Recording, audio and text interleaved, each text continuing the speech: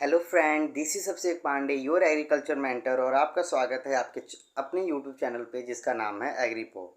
तो आज के हम लोग इस वीडियो में फंडामेंटल ऑफ साइंस का लेक्चर 1 अटेंड करेंगे, जिसमें हम सॉइल साइंस की डेफिनेशन के बारे में जानेंगे।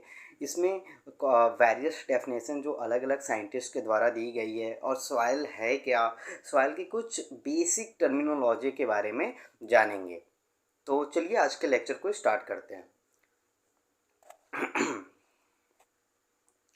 सॉइल साइंस क्या है? Soil science is the science dealing with the soil और natural resource on the surface of the earth, including pedology, soil genesis, classification and mapping, physical, chemical, biological and fertility properties of soil, and these properties related to the management of soil production। ठीक है, तो देखिए यहाँ क्या है, soil science का एक basic सा डेफिनेशन बता रहा है। ठीक है, इसके बाद अलग अलग भी डेफिनेशन है जो कि हम आपको बताएंगे, लेकिन अभी हम लोग बात कर रहे हैं सॉइल साइंस के एक बेसिक सा डेफिनेशन के बारे में, तो वो जान लेते हैं। ठीक है, तो सॉइल साइंस का एक साइंस है जो कि बताता है कि सॉइल जो है एक नेचुरल रिसोर्स है। तो कभी कभी एक नंबर में आपसे एंट्रेंस एग्जाम में पूछा जाता है कि सॉइल कैसा है, या वाइवा में पूछा जाता है soil is a natural body. क्या है? नेचुरल है, आर्टिफिशियल नहीं है, प्रकृति द्वारा बनाई गई है, इसको इंसान नहीं बना सकता। और एक एक सॉइल, 1 मिलीमीटर सॉइल बनने में लगभग मिलियंस ऑफ ईयर लगते हैं, हजारों करोड़ों साल लगते हैं, तब जाके 1 मिलीमीटर सॉइल बनता है। और 1 मिलीमीटर सॉइल को नष्ट होने में जो लैंडस्लाइड हो जाती है उसको मात्र 0.6 सेकेंड लगते हैं। तो समझ लीजिए कि बनने में कितना ज़्यादा समय लग रहा है और बिगड़ने में मात्र कुछ सेकंड। ठीक, तो सरफेस ऑफ द अर्थ जो कि अर्थ के सरफेस पे है, इंक्लूडिंग पेडोलॉजी। पेडोलॉजी क्या है अभी हम बताएंगे। अप्रोचेस ऑफ सॉइल में उसमें दो अप्रोचेस हैं, एक एडेफोलॉजी है और एक जो है वो पेडोलॉजी है। तो पेडोलॉजी में हम लोग पढ़ते हैं सॉइल जेनेसिस के बारे में। किसके बारे में पढ़ते हैं? Soil genesis. मतलब जेनेसिस का मतलब उनका फॉर्मेशन कैसे होता है, सॉइल की फॉर्मेशन कैसे होती है। क्लासिफिकेशन एंड मैपिंग पढ़ते हैं कि अलग अलग जगह पे कैसी कैसी सॉइल पाई जा रही है। लेकिन physical, chemical and biological properties जो है सॉइल की, और उनका प्लांट से कैसे रिलेटेड रिलेशन है, मैनेजमेंट कैसे करना है सॉइल प्रोडक्शन का, वो सारी चीज़ें हम लोग देखते हैं सॉइल साइंस के अंदर। अभी एक यहाँ जॉफे का एक डेफिनेशन आएगा, वो सबसे बेस्ट डेफिनेशन है, मैं अभी नेक्स्ट स्लाइड में आपको बताऊँगा। ठीक है, देखिए यहाँ क्या लिखा है। Soil science has 6 well defined and developed disciplines. तो सॉइल साइंस अगर आप पढ़ेंगे, आप जब मास्टर करेंगे, यूजी करेंगे, तो वहाँ आपके सॉइल साइंस के अंदर आपको ये सारी चीज़ें, आप उसमें किसी एक में जाके आप अपनी थीसीस और बाकी सारी चीज़ें करते हैं, पीएचडी करते हैं। जैसे सॉइल फर्टिलिटी है, तो nutrient supplying properties of soil. Soil fertility में हम लोग क्या पढ़ते हैं कि वो न्यूट्रिएंट कैसे सप्लाई कर रहा है। ठीक है, soil chemistry, chemical constituent, chemical properties and the chemical reaction. Soil chemistry में क्या होता है, जितनी भी सॉइल की केमिकल प्रॉपर्टीज़ है, जैसे कि सॉइल में कौन कौन से केमिकल पाए जा रहे हैं, केमिकल प्रॉपर्टीज़ कैसे वहाँ पार्टिसिपेट कर रही है, और केमिकल रिएक्शन कैसे होता है। मतलब अगर आप यूरिया डालें तो यूरिया प्लांट में कैसे गया, नाइट्रोजन कैसे दिया, वो पूरा रिएक्शन आपको बताना पड़ता है। आप रिएक्शन उसमें पढ़ते हैं कि कैसे कैसे रिएक्शन हो रहा है। और सॉइल की कुछ केमिकल प्रॉपर्टीज़, जैसे सॉइल बफरिंग कैपेसिटी है, सॉइल पोरोसिटी है, ये सारी चीज़ें भी आप लोग पढ़ेंगे। सॉइल फिजिक्स क्या है? Involve the physical properties. Physical properties जो आपको दिख रहा है, सॉइल टेक्सचर, सॉइल स्ट्रक्चर, ये सारी चीज़ें, सॉइल प्लास्टिसिटी, सॉइल कंसिस्टेंसी, तो ये सारी चीज़ें आती है सॉइल फिजिक्स के अंदर। सॉइल माइक्रोबायोलॉजी, सॉइल माइक्रोबायोलॉजी में आप पढ़ते हैं जो माइक्रो ऑर्गेनिज्म सॉइल के अंदर हैं। सॉइल माइक्रो ऑर्गेनिज्म सॉइल के अंदर जो हैं, जो कि पार्टिसिपेट करते हैं वेरियस रिएक्शन में, जिसके कारण जो न्यूट्रिएंट है वो सॉइल को मिल पाए, वो होता है सॉइल माइक्रोबायोलॉजी के अंदर। आप माइक्रो ऑर्गेनिज्म के बारे में पढ़ते हैं, its role and transformation.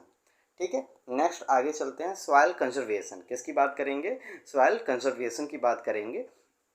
Dealing with the protection of soil against physical loss by erosion or against chemical deterioration is excessive loss of nutrient, either natural or artificial means।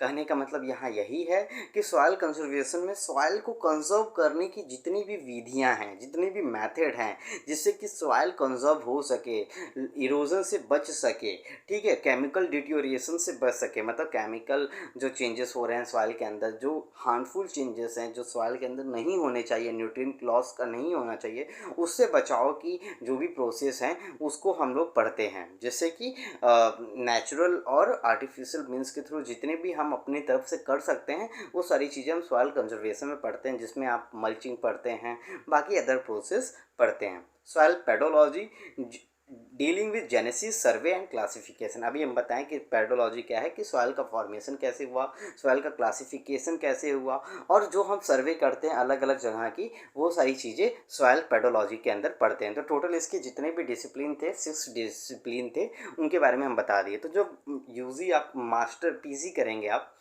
Soil science से अगर आप करेंगे, जैसे कि आपको पता है कि आप बीएससी एग्रीकल्चर के बाद अगर कुछ बच्चे इंटरेस्टेड होंगे मास्टर्स करने के लिए, तो अगर वो एमएससी सॉइल साइंस करते हैं तो ये सारे सब्जेक्ट उनको पढ़ना रहता है। Soil fertility, soil chemistry, soil physics, soil microbiology, soil conservation and soil pedology, तो ये सारी चीज़ें वो लोग पढ़ते हैं। ठीक है, मेरे कुछ फ्रेंड हैं जो आज भी सॉइल साइंस से पढ़ रहे हैं, और जो मेरे प्रोफेसर हैं जो हमको पढ़ाए हैं वो पीएचडी कर चुके हैं सॉइल साइंस से। ठीक है, तो ऐसे लोग जो हैं वो उनकी मतलब जो जॉब लगती है, बहुत अच्छी जगह जॉब लगती है, और काम भी उनका इसी फील्ड में रहता है। ठीक है, आगे चलते हैं हम लोग व्यूज़ ऑन सॉइल साइंस की बात करेंगे कि सॉइल साइंस का क्या व्यूज़ है। तो अगर देखा जाए जो सॉइल जो वर्ड है वो एक लैटिन वर्ड से डिराइव हुआ है, सोलम। किससे डिराइव हुआ है? लैटिन वर्ड से, सोलम से डिराइव हुआ है, जिसका मतलब होता है फ्लोर। जैसे हम लोग का ग्राउंड फ्लोर होता है ना, जो सतह है, उसी को हम फ्लोर कर रहे हैं। सोलम सॉइल वर्ड किससे आया? लैटिन वर्ड से आया है, जिसका मतलब क्या होता है? फ्लोर। ठीक है, लैटिन वर्ड आया, लैटिन वर्ड क्या है? सोलम, और जिसका मतलब क्या है? फ्लोर। ठीक है, for a layman soil is dirt और डेब्रिस। अगर लेमैन की बात करें, मतलब जिस इंसान को कुछ नहीं आता है, गांव वाले लड़के से पूछ लीजिए, गांव के आदमी से पूछ लीजिए, पढ़ा लिखा नहीं है, उनके बारे में कुछ नहीं जानता है सॉइल होता है क्या, उसके लिए वो सिंपल से लगेगा डर्ट है, डेब्रिस है, अधिक प्रकार का धूल है, मिट्टी है, ठीक है, मलबा है, वो उसको ये लगेगा सॉइल के लिए। उसके लिए मतलब सॉइल में कुछ है नहीं, सॉइल ऐसे ही एक वेस्ट मटेरियल है। लेकिन एक एग्रीकल्चरिस्ट से पूछिए आप, तो वो बताएगा कि सॉइल एक हैबिटेट है जिसमें प्लांट ग्रो करते हैं। सॉइल एक जगह है जिसमें हम प्लांट को लगाते हैं, तो प्लांट क्या होता है? ग्रो करता है, उगता है। ठीक है, फॉर अ माइनिंग इंजीनियरिंग से अगर आप पूछिए तो क्या बताता है? सॉइल एक डेब्रिस है कवरिंग द रॉक। ठीक है, अगर माइनिंग इंजीनियर जहाँ खदान है, कोयले की खदान में गए, तो उससे पूछे जो माइनिंग इंजीनियर है, तो वो क्या बोलता है कि सॉइल एक प्रकार का रॉक के कवरिंग द रॉक, रॉक को ढका हुआ एक रीजन है। अगर रॉक को मतलब सॉइल को हटाए तो उसके नीचे हमको चट्टान मिलेगा, चट्टान के अंदर हमको वेरियस वैल्यूएबल क्या मिलते हैं? एलिमेंट्स मिलते हैं और मिनरल्स मिलते हैं। सिविल इंजीनियर से पूछिए तो सॉइल एक मटेरियल है जिसके ऊपर वो अपना रोड, बेड और हाउस बनाता है। ठीक है, होम ऑनर से पूछिए, किसी मकान मालिक से पूछिए, तो बताता है सॉइल एक मिलो है, लोमी है, हार्ड मटेरियल है। मिलो है मतलब नमीदार है, ठीक है, हार्ड मटेरियल है। ठीक है, तो ये एक अलग अलग व्यूज़ हैं अलग अलग लोगों के। तो अगर हम बात करें एक सॉइल साइंटिस्ट की, तो सॉइल साइंटिस्ट क्या है? सॉइल साइंटिस्ट के लिए पूरे जो भी विश्व है उसको खाना कहाँ से आ रहा है? सॉइल से आ रहा है। तो पूरे एग्रीकल्चर का अगर बेसिक चीज़ देखा जाए तो क्या है? सॉइल है। बिना सॉइल के कुछ होने वाला नहीं है। अगर सॉइल ही ना रहे तो आप खेती कहाँ करेंगे? आप हवा में तो खेती नहीं कर पाएंगे। अगर अलग बात है कि आप हाइड्रोपोनिक कर सकते हैं, एरोपोनिक कर सकते हैं, हवा में खेती कर सकते हैं, लेकिन हवा में खेती करके आप पूरे पॉपुलेशन को खिला नहीं सकते हैं। ये आपको पता होना चाहिए, आप हवा में खेती करके पूरे पॉपुलेशन को खिला नहीं सकते हैं। ठीक है, अब आगे चलते हैं हम लोग। अब यहाँ देखिए अलग अलग डेफिनेशन है अलग अलग साइंटिस्ट के द्वारा। ठीक है, तो उसको देखते हैं। विटनी 1892 टू में ये डेफिनेशन दिए हैं, soil is a nutrient bin which supplies all the nutrient required for plant growth. तो सॉइल एक प्रकार का न्यूट्रिएंट का खदान है जो कि पौधे की ग्रोथ एंड डेवलपमेंट में न्यूट्रिएंट देता है। जो भी प्लांट को जितने भी न्यूट्रिएंट डिमांड होती है उसकी पौधे की, आपको पता है, आपको पढ़ाएंगे आगे चल के। एर्नॉन एंड स्टाउट ने 1972 आई थिंक में क्राइटेरिया ऑफ इसेंशियलिटी दी थी, जिनमें 17 इसेंशियल एलिमेंट के नाम उन्होंने बताए थे, जिसके कारण कि अगर वो 17 इसेंशियल एलिमेंट अगर हम नहीं देंगे तो पौधे की लाइफ साइकिल कंप्लीट नहीं हो सकती। तो वो सारी चीज़ें हैं। तो ये व्हिटनी ने क्या बताया कि सॉइल एक न्यूट्रिएंट बीन है जो कि न्यूट्रिएंट सप्लाई करता है, सारे न्यूट्रिएंट सप्लाई करता है जो कि प्लांट की ग्रोथ एंड डेवलपमेंट में यूजफुल है।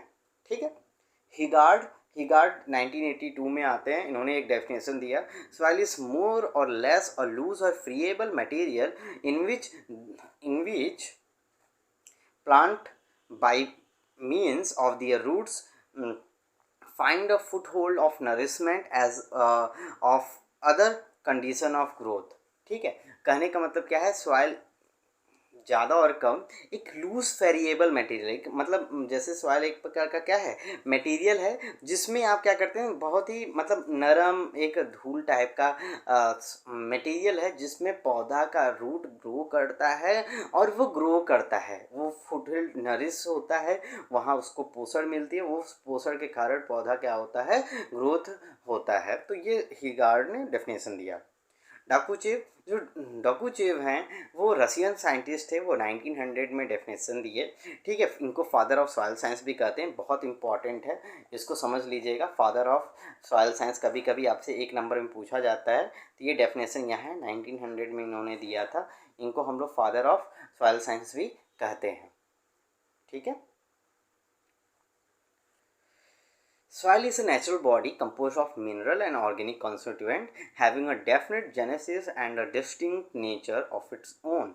कहने का मतलब यहाँ यही है कि सॉइल एक नेचुरल बॉडी है। सॉइल क्या है, एक नेचुरल बॉडी, अभी तक हम लोग पढ़ते हुए आ ही गए। तो सॉइल एक नेचुरल बॉडी है, किससे बना हुआ है, मिनरल एंड ऑर्गेनिक कॉन्स्टिट्यूएंट से मिला बना हुआ है। क्यों, क्योंकि सॉइल की जो फॉर्मेशन है हो रही है वो भी तो रॉक से ही हो रही है, और रॉक क्या है, मिनरल इन नेचर होगा। रॉक के अंदर क्या, चट्टान के अंदर क्या पाए जाते हैं, मिनरल्स पाए जाते हैं। अभी जो नेक्स्ट चैप्टर आएगा उसमें हम बहुत डिटेल में आपको पढ़ाएंगे कि फॉर्मेशन ऑफ सॉइल हुई कैसे। तो अलग अलग प्रोसेस हैं, केमिकल प्रोसेस है, फिजिकल प्रोसेस है, बायोलॉजिकल प्रोसेस है, तो सारा डिटेल में पढ़ना है, बहुत डीप में पढ़ाएंगे। ठीक है। तो सॉइल एक नेचुरल बॉडी है, किससे मिलके बना है, मिनरल एंड ऑर्गेनिक कॉन्स्टिट्यूएंट से मिलके बना हुआ है, उसमें ऑर्गेनिक मैटर भी पाए जाएंगे। हैविंग अ डेफिनेट जेनेसिस, एक पैटर्न है। जेनेसिस का मतलब एक पैटर्न के द्वारा सॉइल बना हुआ है। And distinct nature of its own, और उनके खुद के नेचर होते हैं। ठीक है। तो ये था डाकुचेव की डेफिनेशन, जो कि रशियन साइंटिस्ट थे, इनको फादर ऑफ सॉइल साइंस भी कहते हैं। Now moving to the next page, ये जोफी का डेफिनेशन है। हम बोले थे जोफी जी का डेफिनेशन बहुत अच्छे से याद कर लीजिएगा, क्योंकि ये डेफिनेशन एग्जाम में पूछा जाता है, डिफाइन सॉइल साइंस बाय जोफी। और इनका जो डेफिनेशन है वो कंप्लीट डेफिनेशन है, पूरी तरीके से कंप्लीट है। इन्होंने एक एक टर्म को, एक एक चीज़ को अपने डेफिनेशन में पिरोया है। ठीक है। तो इसको हम लोग समझ लेते हैं। Soil is a natural body of mineral and organic constituent. ठीक है। तो पहला लाइन देखिए कितना अच्छा से लिखा है, सॉइल एक नेचुरल बॉडी है of mineral and organic constituent differentiated into horizon usually unconsolidated. ठीक है, ऑफ वेरिएबल डेप्थ।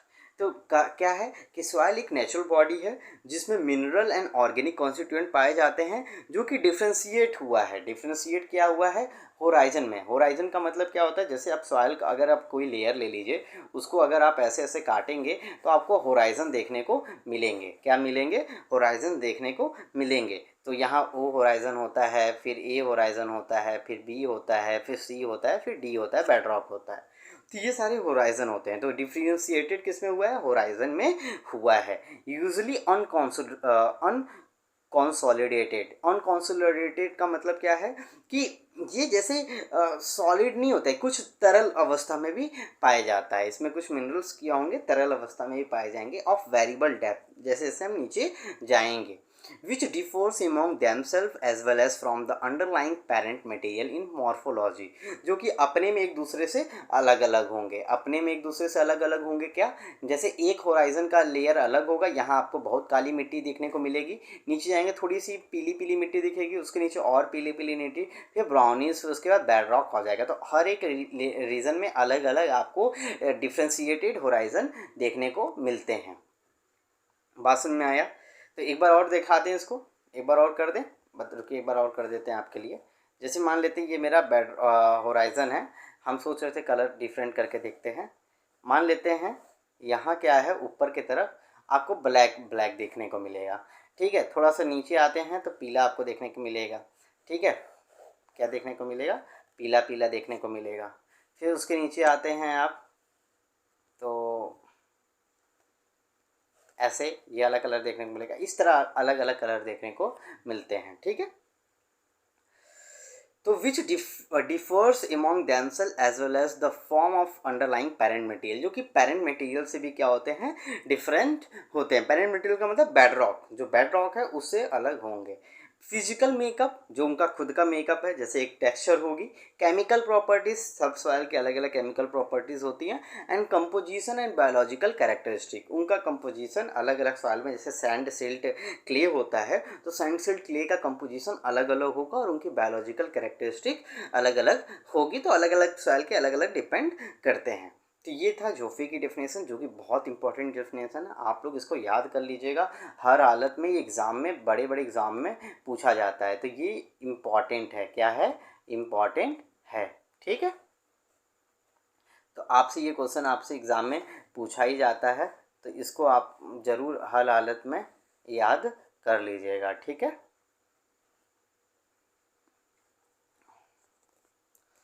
जेनी की डेफिनेशन देख लेते हैं। तो जेनी 1941 में आए थे, जिन्होंने डेफिनेशन दिया सॉयल साइंस का। तो इन्होंने क्या लिखा, soil is a natural occurring body that has been formed due to the combined influence of climate and living organism acting parent material and conditioned by relief over a period of time। तो soil एक natural body है, उन्होंने भी यही बताया, that has been form due to combined influence of climate and living organism. ये कैसे बना? कंबाइंड इन्फ्लुएंस, जो क्लाइमेट का इन्फ्लुएंस है और जो लिविंग ऑर्गेनिज्म है उनके कारण ये बनता है। पेरेंट मटेरियल, पेरेंट मतलब रॉक के ऊपर ये सारी चीज़ें हुआ तो धीरे धीरे सॉइल का निर्माण हुआ, जो कि एक पीरियड ऑफ प्लेस में फैला हुआ था। तो ये जेनी का डेफिनेशन था। रफिन एंड साइमनसन 1968 में डिफाइन किए, soil is a mixture of earth uppermost mantle of the weather rock and organic matter. Soil जो है अर्थ का सबसे ऊपर वाला हिस्सा जो है मेंटल एंड वेदर रॉक का हिस्सा है, जिसमें ऑर्गेनिक मैटर पाया जाता है। Soil science society of America का जो इस्टेब्लिशमेंट है 1917 में हुआ, उसमें यही बताया गया कि सॉइल एक नेचुरल बॉडी है और ये अर्थ के सबसे ऊपर वाले रीजन में पाया जाता है, क्रस्ट के ऊपर पाया जाता है, जिसमें कि पौधे का ग्रोथ एंड डेवलपमेंट होता है। ये अनकॉन्सोलिडेटेड मटेरियल से उसमें कुछ मटेरियल पाए जाते हैं जो कि इन्फ्लुएंस होता है जेनेटिक एंड इन्वायरमेंटल फैक्टर के थ्रू, ठीक है। इसमें macro and micro organism participate करते हैं, ठीक। Yes, all factor over a period of time and producing a product। Soil differ करता है material from its derive, many अलग अलग सॉइल, कहाँ से वो सॉइल डिराइव हो रहा है उस पर भी सॉइल डिपेंड करता है। जैसे अगर रेड सॉइल जो है, वहाँ की जो मिट्टी होती है उसमें उसके जो सॉइल में जो कंटेंट होते हैं, जो केमिकल कंपोजिशन होता है, उसमें आयरन ज़्यादा पाया जाता है, जिस वजह से कि वहाँ की सॉइल जो होती है आयरन रिच होती है, जिससे कि हम रेड सॉइल कहते हैं। इसी तरह वर्टी सॉइल हम कहते हैं, ब्लैक सॉइल जहाँ का, वहाँ ब्लैक सॉइल ज़्यादा पाया जाता है, महाराष्ट्र रीजन में देखने को मिलता है। वो उसमें जो वर्टी सॉइल होता है, वर्मिकुलाइट क्ले, उसकी कंटेंट ज़्यादा होती है। तो इस तरीके से soil science society of America 1917 में इसके दो भाग थे। और सॉइल को हम क्या बोलते हैं, सेकंड हिस्सा, soul of infinite life. Soul of infinite life का मतलब यही है कि अगर सॉइल ना रहे तो जीवन का, ठीक है, अनंत जीवन का आत्मा, ठीक है। अनंत जीवन की आत्मा का मतलब यहाँ यही है कि जब तक सॉइल है तब तक लाइफ है, अगर सॉइल नहीं रहेगी तो लाइफ भी नहीं रहेगी। The unconsolidated material mineral material on the immediate surface of the earth that serves a natural medium for the growth of land plant। अगर यही मटेरियल ना रहे तो प्लांट ग्रोथ नहीं करेगा। As a soil provide nutrient water air and encourage the support life on the earth. और ये क्या करता है, इंकरेज करता है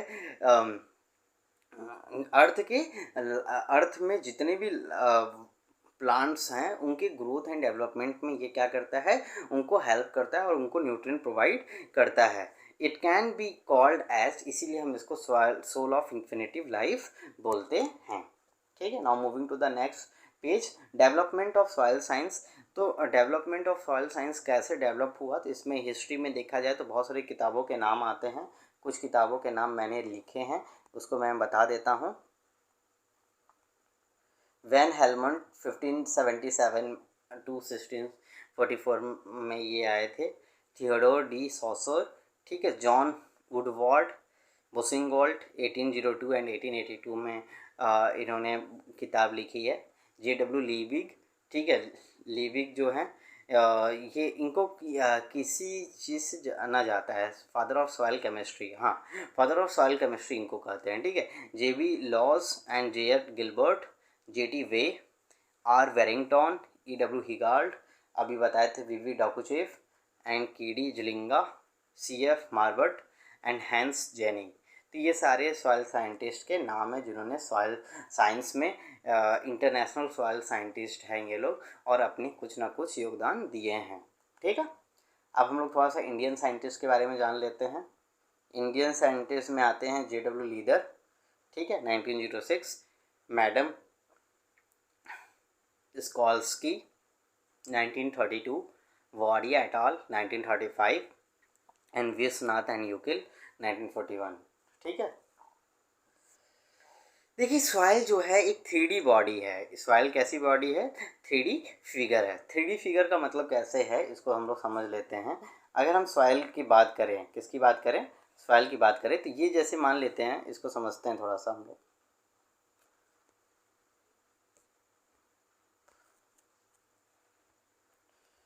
ठीक है, इसको हम लोग समझेंगे अभी।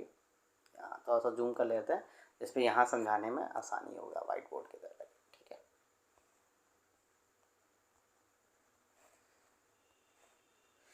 इसे मान लेते हैं ये एक आपका सॉइल है।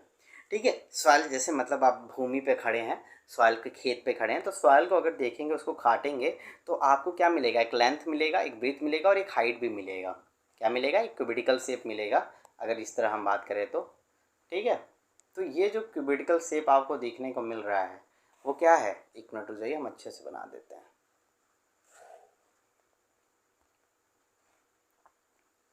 जैसे मान लीजिए ये आपका क्यूबाइड बन गया। इस क्यूबाइड का अगर देखा जाए तो यहाँ क्या है, एक लेंथ है, एक ब्रीथ है, एक हाइट है ना, लेंथ है और ब्रीथ है और हाइट है। तो उसी प्रकार हम क्या करते हैं, इस वजह से हम सॉइल को क्या बोलते हैं, एक ये 3D एक फिगर है, क्योंकि इसमें क्या होगा, लेंथ भी होगा, ब्रीथ भी होगा और हाइट भी होगा। जैसे एक खेत लेते हैं तो उसकी एक लेंथ मिलता है, एक ब्रीथ भी मिलता है और उसकी कुछ गहराई भी होती है, जिस वजह से इसको हम 3D फिगर कहते हैं। They form a continuation over the land surface and differ in properties from place to place। तो ये अलग अलग जगह पे अलग अलग प्रॉपर्टीज़ में पाए जाते हैं, इसीलिए इनको हम 3D फिगर कहते हैं। अपर बाउंड्री इज एयर और water and lower boundary is rock lithosphere. Upper boundaries में एयर एंड वाटर पाया जाएगा और लोअर बाउंड्री में क्या मिलता है, रॉक लिथोस्फीयर जिसे हम बोलते हैं। कंपोजिशन ऑफ सॉइल की बात करें जाए ऑन वॉल्यूम बेसिस, तो मिनरल मैटर इसमें 45% होता है, ऑर्गेनिक मैटर 5% होता है, सॉइल वाटर जो है 25% होता है और सॉइल एयर 25% होता है। तो अगर हम इसको बनाए पाई चार्ट के थ्रू, तो यहाँ देखिए इस तरह ये 25% सॉइल एयर और सॉइल वाटर मिल जाएगा। ऑर्गेनिक मैटर 5% होता है और ये जो बचा है मिनरल मैटर 45% होगा। तो ये आपका पूरा कंपोजिशन ऑफ सॉइल होता है। तो ये एग्ज़ाम में कभी कभी पूछा जाता है कि सॉइल में ऑर्गेनिक मैटर कितना होता है, तो 5% होता है। ठीक है। अब कंपोजिशन ऑफ अर्थ क्रस्ट की बात किया जाए तो नॉन मेटेलिक में अगर देखा जाए तो 46% 46.60% क्या है, इसमें ऑक्सीजन पाया जाता है। अगर हम अर्थ क्रस्ट को खनते हैं और उसमें न्यूट्रिएंट निकालते हैं तो सिलिका जो होता है 27.72% है। एल्युमिनियम जो है 8.13% है। ठीक है। आयरन जो है 5% है। Calcium 3.63%, sodium 2.83%, potassium 2.59%, magnesium 2.09% and other जो मेटल्स हैं वो 1.141% है। अगर देखा जाए तो टोटल 8 एलिमेंट हमारे अर्थ क्रस्ट में बहुत ज़्यादा मात्रा में पाया जाता है, लगभग 98.6% जो है एलिमेंट्स पाए जाते हैं। तो ऑक्सीजन और सिलिका मिलके 74.32% बनाते हैं। लगभग 3/4 हिस्से में सॉरी 3/4 हिस्से में आपके नॉन मेटेलिक एलिमेंट्स पाए जाते हैं और 1/4 हिस्से में टोटल अर्थ क्रस्ट में आपके मेटेलिक मिनरल्स पाए जाते हैं, मेटेलिक एलिमेंट्स पाए जाते हैं। ठीक है। तो ये इम्पोर्टेंट था, इसको आप लोग पढ़ लीजिएगा। ठीक है। अब हम लोग बात करेंगे soil can be compare to various system of animals. ठीक है। तो सॉइल देखा जाए तो वेरियस सिस्टम ऑफ एनिमल्स से कंपेयर कर सकते हैं। वेरियस सिस्टम ऑफ एनिमल्स का करने का मतलब जो एनिमल्स के फिजियोलॉजिकल सिस्टम है उससे हम कंपेयर कर सकते हैं सॉइल साइंस को सिस्टम के। जैसे डाइजेस्टिव सिस्टम, तो डाइजेस्टिव सिस्टम में जो होता है हमारे पेट में जैसे हम लोग डाइजेस्ट करते हैं हर चीज़ें, उसी तरह सॉइल में भी ऑर्गेनिक मैटर का डिकम्पोजिशन होता है जो सॉइल ऑर्गेनिक मैटर को डाइजेस्ट करती है। ठीक है। रेस्पिरेटरी सिस्टम, जैसे हम रेस्पिरेटरी सिस्टम करते हैं, जैसे हमारे बॉडी में रेस्पिरेटरी सिस्टम पाया जाता है जिसके द्वारा हम इनहेलेशन एंड एक्सहेलेशन कर पाते हैं, ब्रीथिंग प्रोसेस कर पाते हैं, उसी प्रकार सॉइल में air circulation and exchange of gases भी हो पाता है। तो मतलब सॉइल में भी रेस्पिरेटरी सिस्टम पाया जाता है। सर्कुलेटरी सिस्टम, जो हमारे बॉडी में पूरे ब्लड का फ्लो हो रहा है, पूरा blood continuous double circulatory system हमारे बॉडी में पाई जाती है। उसी प्रकार अगर देखा जाए तो हमारे सॉइल में भी सर्कुलेटरी सिस्टम पाया जाता है। उसको कोरिलेट कर सकते हैं water movement with in the soil. Soil के अंदर जो पानी का जो मूवमेंट हो रहा है वो एक प्रकार का सर्कुलेटरी सिस्टम की तरह ट्रीट होता है। एक्सक्रीटरी सिस्टम, जैसे हम अपने बॉडी से कुछ वेस्ट मटेरियल को निकालते हैं, ठीक है, उसी तरह सॉइल भी वेस्ट मटेरियल को लीच आउट कर देती है, बाहर निकाल देती है, उसी को हम लीचिंग आउट कहते हैं, एक्सेस सॉल्ट को। ठीक है। अगला है ब्रेन। ब्रेन जैसे हमारे बॉडी को, पूरे बॉडी को कंट्रोल कर रहा है ब्रेन, उसी प्रकार सॉइल में क्ले पाया जाता है और वो सॉइल क्ले पूरा आयन एक्सचेंज कैपेसिटी और बाकी सारे फेनोमिना में एक विशेष रोल अदा करता है। सॉइल कलर है। कलर जैसे हमारी बॉडी में कलर पाया जाता है, रंग होता है, उसी तरह सॉइल के अंदर भी रंग होता है जिसे हम सॉइल कलर कहते हैं और अलग अलग सॉइल कलर का अलग अलग मतलब निकलता है। ठीक है। जिससे कि ये पता चल पाता है कि कौन से सॉइल में कौन सा न्यूट्रिएंट ज़्यादा है। ठीक है। थोड़ा सा मैं तेज़ पढ़ा रहा था, अगर आपको तेज़ लग रहा होगा तो उसको आप स्पीड स्लो करके देख सकते हैं। ठीक है। क्योंकि मुझे वीडियो ज़्यादा लेंथी नहीं बनाना रहता है। ये नेक्स्ट लास्ट स्लाइड था आई थिंक, हाँ। और ये पूरा आपका जो लेक्चर था, पहला लेक्चर, जिसमें सॉइल के डेफिनेशन पढ़ने थे, सॉइल के पूरे फिगर पढ़ने थे, मतलब 3D शेप पढ़ना था, कौन कौन से साइंटिस्ट हैं, इंडियन साइंटिस्ट के नेम क्या हैं, डेफिनेशन क्या है। जॉफी वाला डेफिनेशन ज़रूर याद कर लीजिएगा, इंपॉर्टेंट है, 1 नंबर में आता है, 2 नंबर में आपसे क्वेश्चन पूछा जाएगा। और जो मेटल कंपोजिशन था अर्थ क्रस्ट का वो ज़रूर याद कर लीजिएगा। ठीक। ये सारे क्वेश्चन बहुत इंपॉर्टेंट है। हम आपको जो नोट्स दे रहे हैं बहुत ही ऑथेंटिक है और ये जो पीपीटी है ख़ास तौर पे शिखर जी ने बनाया है, बहुत मेहनत किया है। वो हमारे स्टूडेंट हैं और हमारे साथी भी हैं, तो उनके लिए एक आप लोग कमेंट लिख दीजिएगा। ठीक है। मेरी तरफ से बहुत अच्छा उन्होंने हार्ड वर्क किया पीपीटी बनाने में और बाकी सारी चीज़ें बहुत अच्छी है। अगर आपको कोई सुझाव देना होगा तो आप कमेंट बॉक्स में दे सकते हैं, आपके इम्प्रूवमेंट का वेलकम रहेगा, कुछ इम्प्रूव सजेशन का। और वीडियोस को पहली बार देख रहे हैं तो लाइक करिए, चैनल पे पहली बार विजिट किए हैं तो आप इस चैनल को सब्सक्राइब करना ना भूलें, जिससे कि हम लेक्चर वाइज लेक्चर आपको वीडियोस देते हैं, साथ में पीपीटी भी दे देते हैं। कांटेक्ट आप एग्रीपो का टेलीग्राम चैनल ज्वाइन कर सकते हैं और वहाँ जो भी डाउट हो आप पूछ सकते हैं। ठीक है। इंस्टाग्राम को भी आप ज्वाइन कर सकते हैं। ठीक है। ज़्यादा से ज़्यादा इस चैनल को शेयर करिए। ठीक है, और अपना ख्याल रखिएगा। तब तक के लिए बाय बाय स्टूडेंट्स।